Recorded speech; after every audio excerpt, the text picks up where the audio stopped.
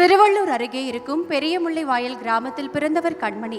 படிப்பிற்காகவும் வேலைக்காகவும் பெண் பிள்ளைகள் பெரியளவில் அந்த ஊரை விட்டு வெளியேறாத சூழலில் கண்மணிக்கோ மீடியா மீது கனவு. தந்தையின் அன்பினாலும் புரிதலாலும் அவர் கால்கள் கட்டப்படாமல் சிறகுகள் விரிந்து பறந்தன. கிடைத்த ஒவ்வொரு வாய்ப்பையும் அதன் மதிப்பை உணர்ந்து கெட்டியாக பிடித்து முன்னேறினார்.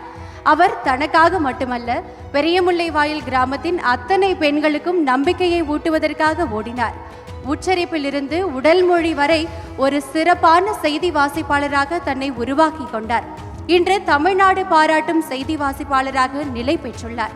அவரை சிறகடிக்க விட்டு ஊக்குவித்த தந்தை இன்று விகடன் விருதுடன் நிற்கும் மகளை பாராட்ட இதோ விழா மேடைக்கு வந்து கொண்டிருக்கிறார்.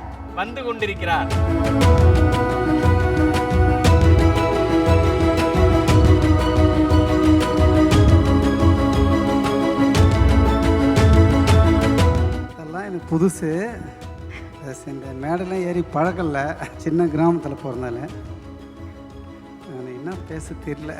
என்ன அதாவது ஒரு நியூஸ் ரீடரோட அப்பா என்ன பேசுறது அப்படின்னு தெரியலன்னு சொல்றீங்க. பட் பரவாயில்ல, நீங்க வந்து ஏதோ அவங்களுக்காக கொண்டு வந்ததா சொல்றாங்க. நான் இதான் மேடெல்லாம் உட்காந்துக்கிறாங்க, ராதிகாமெல்லாம் ரசிகர் நாங்கள் ஒரு காலத்தில்.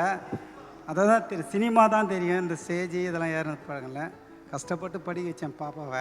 இந்த மேடையில் வர்றது எனக்கு ரொம்ப சந்தோஷமாக இருக்குது.